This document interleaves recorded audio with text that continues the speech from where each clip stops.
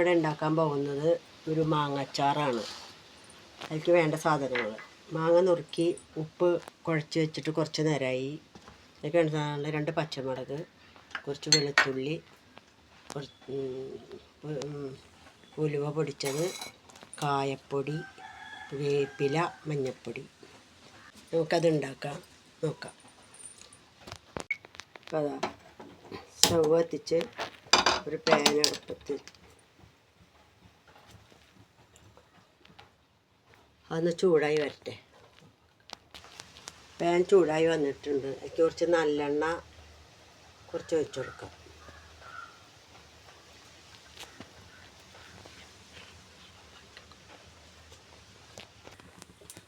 ഇപ്പോൾ 1 ടീസ്പൂണ് എണ്ണ ചൂടായി വന്നിട്ടുണ്ട്. 1 ടീസ്പൂണ് കടുക് ഇട്ട് കൊടുക്കാം. പൊട്ടട്ടെ. എനിക്ക് കുറച്ച് വെളുത്തുള്ളി ചെറുതാക്കി അരിഞ്ഞത് ഇട്ട് കൊടുക്കുക. പച്ചമുളക് ഇട്ട് കൊടുക്കുക. ഒന്ന് വഴന്ന് വരയ്ക്കുക. കറിവേപ്പില ഇട്ട് കൊടുക്കുക.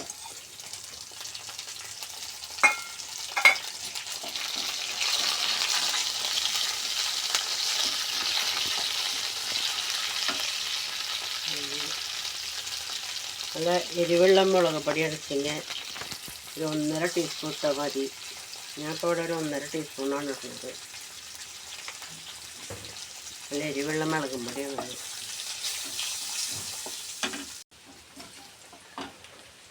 മഞ്ഞൾപ്പൊടി ഇട്ട് കൊടുക്കാം.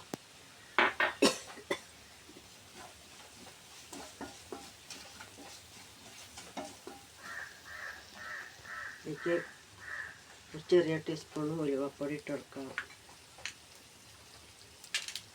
കായപ്പൊടി ഇട്ട് കൊടുക്കാം.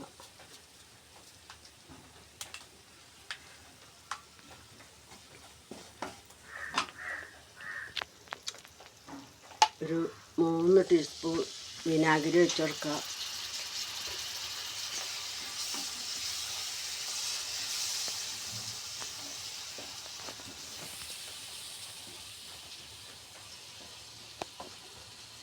അതിലേക്ക് നമ്മൾ മാങ്ങ ഇട്ട് കൊടുക്കുക.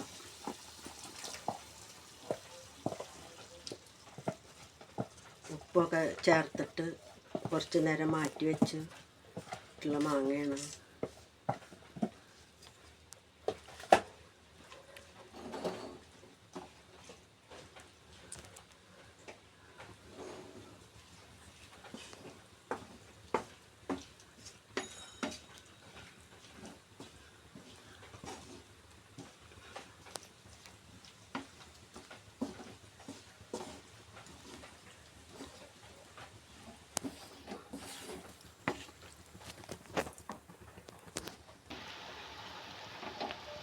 അപ്പോൾ അതാ മാങ്ങാച്ചാർ റെഡിയായി.